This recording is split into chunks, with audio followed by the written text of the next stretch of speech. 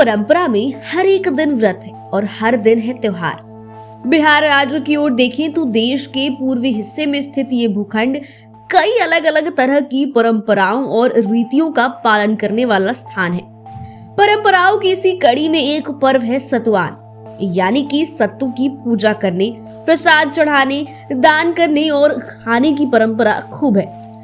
अपने आप में ये त्योहार प्रकृति से जुड़ाव तो जगाता ही है, साथ ही आरोग्य लाभ की ओर इशारा करता है, तो दूसरी ओर इस बात को बढ़ावा देता है कि सहजता और सादगी ही जीवन का मूल है।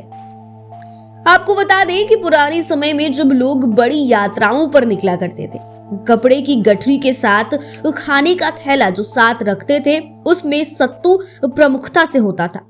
सत्तू होने का मतलब था कि आपकी यात्रा सरलता से बीतेगी और सत्तू आपको ऊर्जावान बनाए रखेगा।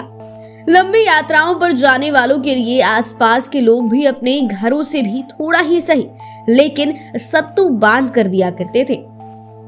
बिहार में बेटियों के लिए वर खोजने जाने वाले पिता जब घर में इस बारे में बात करते थे और एक खास लोकोक्ति प्रयोग करते थे, अब सत्तू बांध ही दो, दूल्हा खोज कर ही लाऊंगा। सत्तू बांधने का अर्थ ही लंबी यात्राओं पर निकलना होता था। सत्तू ने हर किसी का खूब साथ निभाया है। जब भी कोई व्यापार कारोबारी अपने प्रदेश से दूसरे प्रदेश जाता था, तब उनके पास एक गठरी होती थी जो कि उसके सीने के सबसे करीब रहती थी। ये वही गठरी होती थी जिसमें पत्नी या माँ ने सत्तू बांध रखा होता था और बांधते बांधते दो आंसू भी ढुलक कर उसी में मिल गए होंगे। उसी पोटली में नून और भुने जीरे की पुड़िया भी डली होती थी। ये नमक सिर्फ स्वाद बढ़ाने के लिए नहीं था, ये हर निवाले के साथ घर से निकले उस बेटे और पति को याद दिलाता था कि उससे जल्दी ही जल्दी घर भी लौटना है। बिहार के लोगों के लिए सत्तू आशा भी रहा है और निश्चिंतता भी। घर से निकला आदमी बाहर भले ही हलवाई की जलेबी बर्फी चख ले, 4 पैसे ज्यादा हो तो रबड़ी मलाई और मालपुए खाकर पेट भर ले, लेकिन माताओं को भूख मिटाने का भरोसा सत्तू ने ही दिलाया है। यही वजह है कि आज भी बिहार से कोई यात्रा पर निकलता है तो सत्तू किसी न किसी रूप में उसका हमसफर होता है। वो घी तेल में तली गई गाठियों और नमकीन कचौरियों में भरा होता है और निकल पड़ता है अतहीन सफर पर। ये सत्तू ही है जो गृहिणियों को चिंता में सुकून देता है, जब वो सोचती हैं कि पता नहीं उसने कुछ खाया कि नहीं, और फिर खुद से वो कह लेती हैं सत्तू तो मैंने बांध कर दिया ही था।